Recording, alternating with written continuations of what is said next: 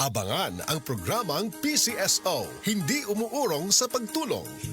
Bagong Pilipinas ang panalo sa kawanggawa at serbisyo. Halina at sabay-sabay nating abangan ang programang handang umalalay at magbigay tulong sa bawat Pilipino. Hatid ay serbisyong publiko mula sa Philippine Charity Sweepstakes Office. Ito ang PCSO, hindi umuurong sa pagtulong. Ang karamay mo sa bawat laban ng buhay.